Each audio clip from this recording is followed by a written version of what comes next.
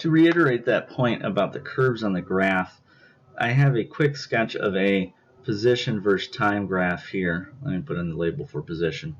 So position versus time graph, I'm not going to talk about any specific values like I have in the previous ones. I just want to focus on when do I have positive acceleration, when do I have negative acceleration. This point here, and it's roughly right about here, where the graph curves from being like a parabola that's an upside down U to a parabola that is a right side up U. So right around here, this is known as an inflection point. Inflection point. You'll learn more about that at a higher level math class. If you're in calculus, you probably have heard about it by now. If you haven't, not a big deal. But just know that the inflection point is the point where the parabola changes from being concave down or an upside down U to concave up or right side up U. So in this particular case, I'm looking at concave down for this first section before the inflection point. That tells me I'm looking at a negative acceleration, the negative velocity. Now we have another point here where this is a local minimum on the parabola, as though this was our parabola here, a correct right side up U. So this would tell me that this segment of the line is going to be a positive acceleration. It'll still be a negative velocity as it is sloping downwards and getting lower and lower and lower. Now we have another inflection point right around here at the 15-second mark. Before that, I am still on a right side up U, so this will still maintain being a positive acceleration, but it's also going to be a positive velocity. And then the inflection point occurs again right here, and this changes me to a negative acceleration but still maintains the positive velocity. So this first section here, I can claim that I am speeding up, and the section over here, this third section, I am also speeding up. The reason why I'm speeding up in both of those sections is both my velocity and acceleration have the same sign. It doesn't matter if it's negative or positive, the fact that it is the same is all that makes the difference. And section 2 over here, where the positive acceleration, negative velocity, that means I am slowing down. And this section over here, I would be slowing down again. I'm slowing down because the velocity and acceleration have opposite signs. Okay, moving on to velocity versus time graphs. We'll do the same thing again where we did with the position versus time graph in this example. We are starting at 3 meters per second, and from 0 to 3 seconds, we are moving at 3 meters per second. Notice this is a horizontal line, and in a position versus time graph, we would say that's motionless. But in a velocity versus time graph, you are not. It is different. You have to abandon the rules that you learn from the position versus time when you go to a velocity versus time. So we're moving 3 meters per second. That is a constant velocity. And then from 3 to 5 seconds, we are slowing down to rest. Then from 5 to 10 seconds, we are at rest. From 10 to 11 seconds, we are moving and we are speeding up to -3 meters per second. From 11 to 15 seconds, we are constant velocity of -3 meters per second. From 15 to 17 seconds, we are slowing down to 0. At 17 seconds, we are at 0, and we have a change in direction. From 17 to 19 seconds, we are speeding up to 3 meters per second. And finally, from 19 to 20 seconds, we are constant velocity of 3 meters per second. Similar to the position versus time graph, the slope does mean something. The slope for this particular graph means acceleration. So slope equals acceleration. So I can tell you that the acceleration is 0 for the first 3 seconds because we're moving at constant velocity of 3. From 5 to 10, it's 0, so we're not moving at all. And from 11 to 15, it's at 0. And from 19 to 20, the acceleration is once again at 0. So let's take a look at 3 to 5 seconds. In 3 to 5 seconds, we lose 3 meters per second in 2 seconds. So from 3 to 5 seconds, that's a loss of 3 meters per second over the course of 2 seconds. You have an acceleration of negative 1.5 meters per second squared. From 10 to 11 seconds, you lose 3 meters per second in 1 second. So that's an acceleration of negative 3 meters per second squared. From 15 to 19 seconds, it doesn't matter, we had the change in direction. The acceleration remains constant because the slope of this line is constant. And because the slope of this line is constant, we will have an acceleration of 6 meters per second divided by 4 seconds, so a continuous acceleration of 1.5 meters per second squared. So what we have to take a look at then is, well, what happens in this particular situation? You have a positive acceleration matched with a negative velocity. The positive acceleration with a negative velocity means you're slowing down, and then you stop. But you maintain that positive acceleration, so now you're speeding up and gaining positive velocity. Looking at distance and displacement is a little trickier. We have to do what we call area under the curve. So for the first 3 seconds, we take a look at this area under the curve. This is a 3 by 3 square, so the area is 9. This triangle, that's a 2 by 3 triangle, so that area is 3.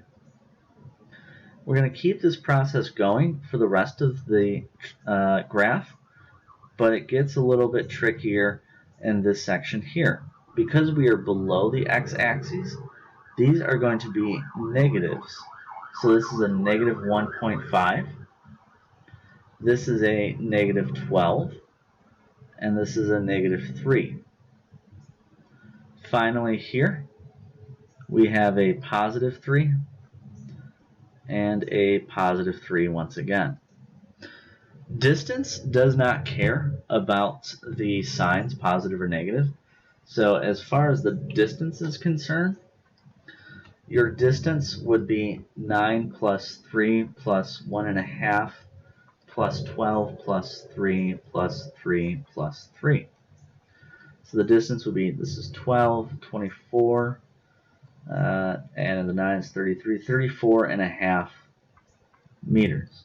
You can get the average speed throughout this entire thing by going 34.5 meters over 20 seconds.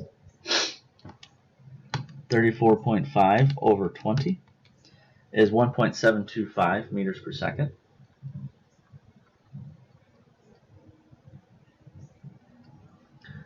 Displacement's a little bit different. Displacement, we do have to care about the signs. So I'll do the displacement up here. Displacement would be 9 plus 3 plus 3 plus 3. That's everything that's above. Minus 1.5 minus 12 minus 3. So I can do a little bit of canceling here. I'll cancel this 3 with this 3. This 12 will take out the 9 and the 3. And I'll put the 3 and a negative 1.5. So your total displacement in this is a positive 1.5 meters. Your average velocity would then be 1.5 meters over 20 seconds. 1.5 meters over 20 seconds would be 0.75 meters per second. 0.075 meters per second. Last thing I want to bring up is what happens if we change the scales. You need to be very careful about this because the slope of this line is not going to be negative 5 over 20. It's going to be negative 5 over 40. A common mistake is students think that each one of these little squares is always guaranteed to be 1, but it's not. You can see on the x-axis I got a 10, a 20, a 30, and a 40. So the acceleration is a continuous negative 5 meters per second over 40 seconds. So it's a very gradual acceleration. that would be a negative 0.125 meters per second squared. And then this area underneath the curve shown here, this area would be a 5 by 40. So 5 by 40, delta x would be 160 meters. Distance would also be 160 meters. Let's conclude this by taking a look at some of these sketches once again. Let's say, for example, I have a velocity sketch that looks like this.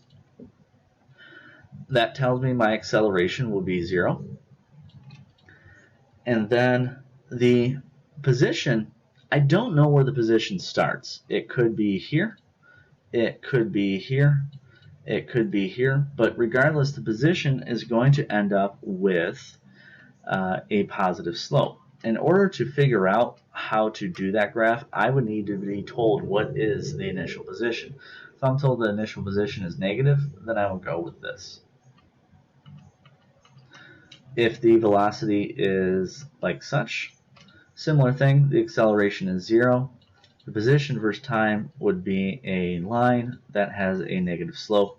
Same deal again, I need to be told the initial position to figure out which one of these three lines would best fit for it. To make something a little bit more interesting, if the velocity graph looks like this, or if the velocity graph looks like this, I can tell you in both of these cases the velocity is slowing down. Even though this is a positive slope and this is a negative slope, doesn't matter. The point is the velocity is going from a non-zero number to a 0, a non-zero number to a 0. So therefore, I can guarantee that my velocity is slowing, or the speed of the object is slowing down. The acceleration for this is positive slope. And what I do know is that this, let's assume, for example, it starts at a negative. It is going to have to trend towards 0, and it's going to have a negative slope because this velocity is constantly negative. On this one here, this is a negative slope on the velocity, so that will give me a negative acceleration. What's that? Okay, it wants to be gray, so be it. This is a continuous positive velocity that trends towards 0, so I need a positive slope that's trending towards 0. The last unique thing that could happen with the velocity graph is we could cross the 0 like so, or we could cross the 0 like so. The accelerations will still be the same. This particular acceleration would still be negative, and this one would still be positive. But the position versus time graphs, I'm making the assumption again, I'm just starting at the origin. The position versus time graphs, this will be a parabola that starts by going upwards, flattening, and then coming down. That's because we had a positive velocity, a 0 velocity, then a negative velocity. So positive slope, 0, negative slope. This one would be, again assuming I'm starting at the origin, a parabola as well, but a proper U-shape, because the graph is negative velocity, 0, positive velocity. So negative slope, 0, positive slope.